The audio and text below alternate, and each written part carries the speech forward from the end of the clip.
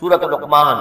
بسم اللہ الرحمن الرحیم، الف لام میم، تلک آیات الکتاب الحکیم۔ اس سورہ مبارکہ کی ابتدائی آیات جو ہیں وہ سورہ بقرہ کی ابتدائی آیات سے بہت مشابہ بھی ہیں، اور دوسرے اس میں ایک لطیف فرق ہے، وہ بھی آپ کے سامنے آ جائے گا۔ تلک آیات الکتاب الحکیم ھدی ورحمۃ للمحسنین الذین یقیمون الصلاۃ ویؤتون الزکاۃ وہم بالآخرۃ ہم یوقنون اولئک علی ھدی من ربہم واولئک هم المفلحون۔ پانچویں آیت جو یہاں ہے وہی پانچویں آیت ٹھیک سورہ بقرہ کی ہے، اولئک علی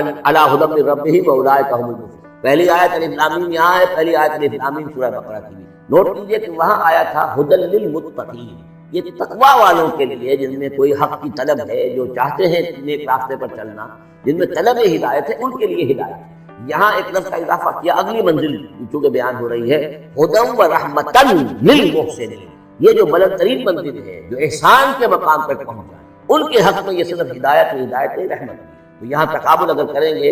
الف لام میم ذالک الکتاب لا ریب فیہ ھدی للمتقین، یہاں فرمایا تلک آیات الکتاب الحکیم، یہ ایک بڑی حکمت بڑی کتاب کی آیات ہے،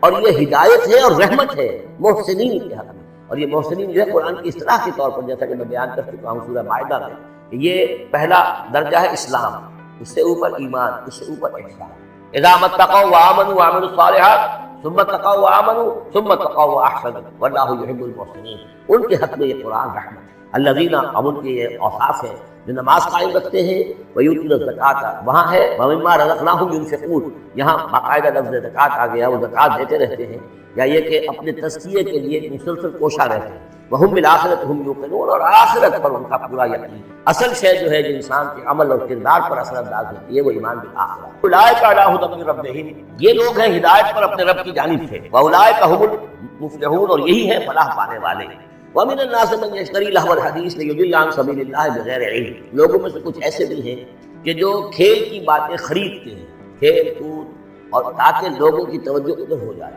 اور یہ باقاعدہ کیا ہے نضر بن حارث، جو رؤسائے قریش میں سے تھا، اور اس شخص کا معاملہ یہ تھا کہ یہ حضور کے شدید ترین مخالفین میں سے تھا۔ اس نے یہ کیا کہ یہ لوگ جو ہیں، کیونکہ عربوں کے اندر ذوق تو تھا، ان کے ہاں اچھے شاعروں کی بڑی قدر تھی، خطبہ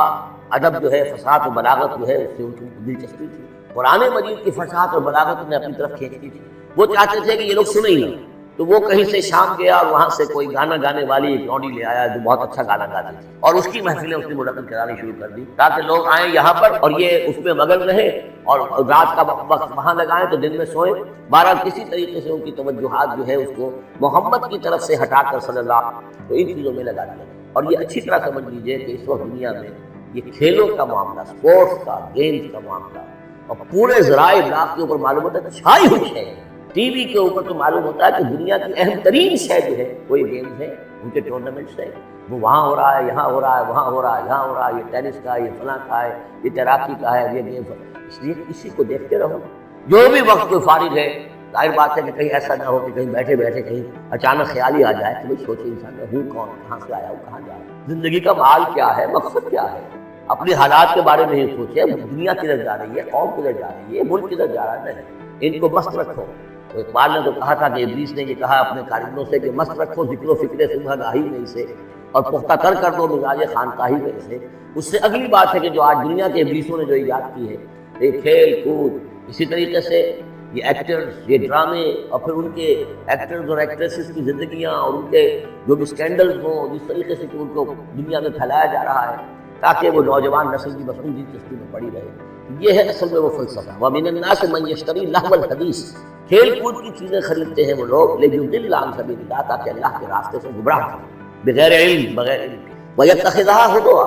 اور اللہ تعالیٰ کا جو معاملہ ہے اس کو یہ وہ ہنسی ٹھٹا بنا۔ اولئک لہم عذاب مہین، یہ وہ لوگ ہیں کہ جن کے لیے اہانت آمیز عذاب۔ وَإِذَا تُتْلَىٰ عَلَيْهِ آیاتُنَا وَلَّىٰ مُسْتَكْبِرًا، اور جب اسے سنائی جاتی ہیں ہماری آیات تو وہ بندہ اپنی قبر اپنی موڑ کر چل دیتا ہے، مستکبر، استکبار کرتے ہوئے، کأن لم یسمعها، جیسے کہ اس نے سنی ہی نہیں، کأن فی اذنیہ وقرا،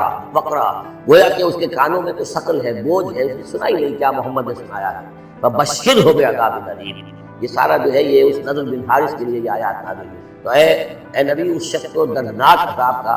آپ کی بشارت دے دیں۔ ان الذین آمنوا وعملوا الصالحات لهم جنات النعیم، یقیناً وہ لوگ جو ایمان لائے اور جنہوں نے نیک عمل کیے ان کے لیے نعمتوں بھرے باغات ہیں، خالدین فیہا، جس میں وہ ہمیشہ ہمیشہ رہیں گے۔ وعد اللہ حقا، یہ اللہ کا وعدہ ہے جو سچا ہے، پختہ ہے، اٹل ہے، حتمی ہے، یقینی ہے۔ وہو العزیز الحکیم، اور وہ زبردست ہے، حکمت والا۔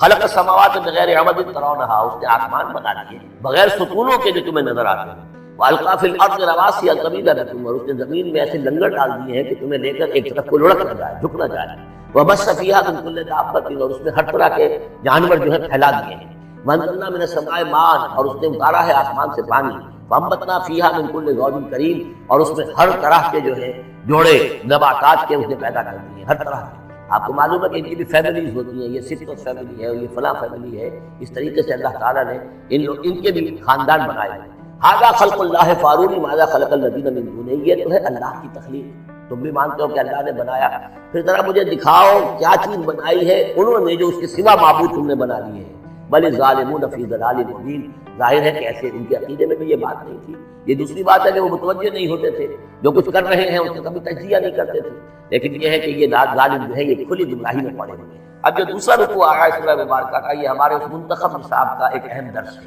اور یہ منتخب نصاب کا پہلا حصہ ہے جو جامع اسباب، سورۃ العصر، پھر آیت البر، تیسرا سبق یہ ہے، اس لیے کہ اس میں بھی وہ انسان کی نجات کے لیے جو چیزیں لازم ہیں وہ سب کی سب ان کا ایک اسکیلیٹن سمجھیے، اس کا جو ہے ایک خاکہ جو ہے بلو پرنٹ اس کے اندر بھی آ گیا۔ اور یہ اصل میں ایک ایسے شخص کی مثال ہے جو نہ خود نبی تھے نہ کسی نبی کے پیروکار تھے، لیکن وہی جو بات میں نے بارہا آپ سے عرض کی ہے کہ سلیم الطبع انسان، سلیم الفطرت انسان، اور سلیم العقل، فطرت کج نہ ہوئی ہو، پرورٹڈ نہ ہو، اور انسان کی عقل جو ہے اس کے اوپر پردے نہ پڑ گئے، تو انسان کچھ حقائق تک خود پہنچ جائے گا چاہے کسی نبی کی دعوت اس پر نہ پہنچے۔ وہ مقام کیا ہے کہ وہ پہچان لے گا کہ اس کائنات کا ایک خالق ہے، وہ اکیلا ہے، وہی اس کا مدبر ہے، وہی چلا رہا ہے، وہ تمام صفات کمال سے بتمام کمال متصف۔ پھر یہ کہ اس نے جو ہمیں پیدا کیا ہے، زندگی صرف یہ زندگی نہیں ہے بلکہ کوئی اور زندگی بھی ہوگی، اس کے پاس لوٹنا بھی ہوگا، ہم اس کی طرف جائیں گے اور پھر ہمیں اپنے اعمال کا محاسبہ وہاں پر پیش کریں اور جزا و سزا ہوگی۔ یہاں تک انسان پہنچا، یعنی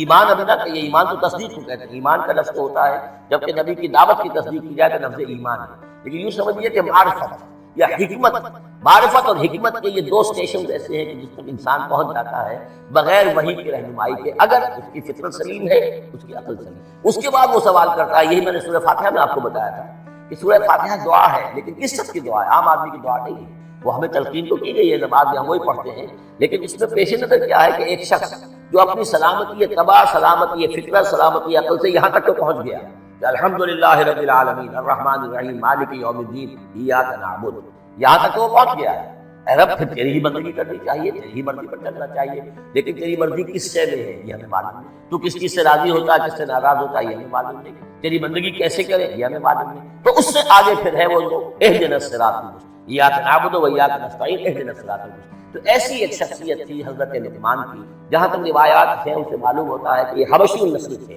نوبیا ایک جگہ ہے کہ جو سوڈان اور یوں سمجھیے کہ مصر کے تقریباً درمیان یا سرحد پر ہے، وہاں یہ رہتے تھے اور کارپینٹر تھے، لیکن یہ کہ اللہ تعالیٰ ذہانت کو بھی چاہے دے دے، لیکن ان کے اندر اللہ تعالیٰ نے وہ ذہانت بھی دی تھی، اور وہ سلامتی فکر، سلامتی عقل، سلامتی فطرت، سلامتی قلب، اس کے نتیجے میں وہ اس چیز تک پہنچ گئے تھے، توحید تک، اور اس کے ساتھ یہ ہے کہ اعمال انسان کے جو ہے وہ ضائع جانے والے نہیں ہیں، ان کا کوئی نہ کوئی بدلہ ملتا رہے گا۔ باقی یہ کہ جو چیزیں وہی سے معلوم ہوتی ہیں، جنت دوزخ، وہ تو ان کے تذکرہ نہیں ملے گا، اس کی جو چیزیں، اور کسی رسول کا تذکرہ بھی نہیں ملے گا، اس لیے کہ وہ کسی رسول کے امتی ہوتے تو تذکرہ کرتے۔ یہاں انہوں نے جو اپنی ایک حکیم اور دانا انسان نے اپنے ساری عمر کے سوچ کا جو لب لباب ہے، خلاصہ ہے، حاصل ہے، وہ اپنے بیٹے کو اپنے انتقال کے وقت وصیت کی شکل میں منتقل کیا ہے، اور اس کو اللہ تعالیٰ نے قرآن میں نقل کر دیا، کیونکہ ان کے اقوال کوٹ کیے جاتے تھے، جیسے ہم کو تقریر کرتے ہیں تو کبھی علامہ اقبال کا حوالہ دیتے ہیں، ان کا شعر کوٹ کر دیتے ہیں، کبھی کسی اور کا، تو یہ بھی اصل میں عرب میں خطباء اور شعراء جانتے تھے کہ یہ لقمان جو ہے یہ بہت ہی حکیم اور دانا انسان تھے، اور ان کے اقوال جو ہے کوٹ کیے جاتے تھے اشعار میں بھی اور خطبات میں بھی۔ تو اللہ نے بتایا کہ دیکھو یہ لقمان بھی جو اپنی سلامتی طبع اور سلامتی فکر کی وجہ سے جہاں تک پہنچا، وہ وہی اصول ہے کہ جن کی طرف محمد تمہیں دعوت دے رہے ہیں صلی اللہ علیہ وسلم۔ وَلَقَدْ آتَيْنَا لُقْمَانَ الْحِكْمَةَ، اور ہم نے لقمان کو دانائی عطا کی۔ دانائی کا نتیجہ کیا تھا؟ ان اشکر للہ، کہ شکر کرو اللہ۔ دانائی کا تقاضا، فطرت کی سلامتی کا تقاضا کیا ہے؟ جو بھی آپ کے ساتھ بھلائی کرے اس کے لیے ایک احسان مندی کی جذبات آپ میں پیدا ہونا چاہیے۔ اگر نہیں ہو رہا ہے تو فطرت جو ہے پرورٹ نہیں، بس جو بھی بھلائی کرے. اور عقل کا تقاضا کیا ہے کہ اصل جو ہے منعم اس کو پہچان لیا جائے، اور وہ اللہ ہے. نتیجہ کیا نکلے گا؟ وہ سلامتی طبع جمع سلامتی عقل، تو اللہ کو پہچان دیا جائے اور کہا جائے الحمدللہ، جہاں سے قرآن مجید شروع انشکر للہ، شکر کرو اللہ کا. ومن یشکر فانما یشکر لنفسہ، جو کوئی بھی شکر کرتا ہے تو وہ شکر کرتا ہے اپنے ہی بھلے کے لیے، اپنے ہی فائدے کے لیے. ومن کفر فان اللہ غنی حمید، اور جو کفران نعمت کرتا ہے، ناشکری کرتا ہے، اللہ تو غنی اور حمید. وَإِذْ قَالَ لُقْمَانُ لِابْنِهِ، اب یہاں سے حضرت لقمان کی وہ نصیحتیں ہیں جو انہوں نے اپنے بیٹے کو کی ہیں. یہاں مذکور نہیں ہے لیکن مراد یہی ہے کہ انتقال کے وقت، جیسے کہ کوئی شخص دولت مند ہے تو وہ اپنے انتقال کے وقت اپنے بیٹوں کو، یا اگر بیٹا ایک ہی ہے اسے بتائے گا کس سے لینا ہے، کس کو دینا ہے، کیا حساب کتاب ہے، کہاں کہاں میرے ایسٹس ہیں. کوئی دفینہ ہے تو بھی بتائے گا کہ میرا وہاں فلاں جگہ پر دولت دفن ہے. ایک حکیم انسان کے پاس اصل شے اس کی ساری عمر کے غور و فکر کا جو حاصل ہے کہ میں نے جو کچھ سوچا ہے، میں نے جو کچھ بھی حاصل کیا ہے اپنی فطرت سلیمہ اور اپنے سلیم کی رہنمائی میں، وہ میں تمہیں منتقل کر رہا ہوں. وَإِذْ قَالَ لُقْمَانُ لِابْنِهِ وَهُوَ يَعِظُهُ، یاد کرو جب کہ کہا لقمان نے اپنے بیٹے سے، اور وہ اسے نصیحت کر رہے تھے. یا بنی لا تشرک باللہ، نمبر ایک اللہ کے ساتھ شرک مت کرو، ان الشرک لظلم عظیم، یقیناً شرک بہت بڑا ظلم، بہت سب سے بڑی ناانصافی. عربی زبان میں ظلم کہتے ہیں وضع شے فی غیر محلہ، کسی شے کو ہٹا کر اس کے اصل مقام سے ہٹا کر کہیں اور رکھ دینا، یہ ظلم. اللہ خالق ہے تنہا، باقی سب مخلوق.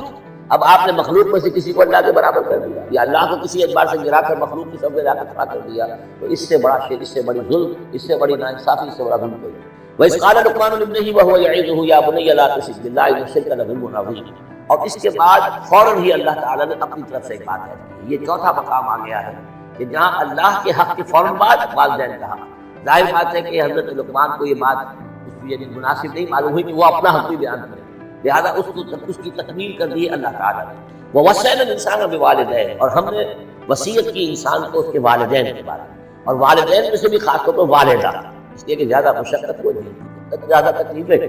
بچوں کی پرورش میں ماں کو برداشت کرنی پڑتی ہے. وَوَصَّيْنَا الْإِنسَانَ بِوَالِدَيْهِ حَمَلَتْهُ أُمُّهُ وَهْنًا عَلَىٰ وَهْنٍ، اسے اٹھائے رکھا،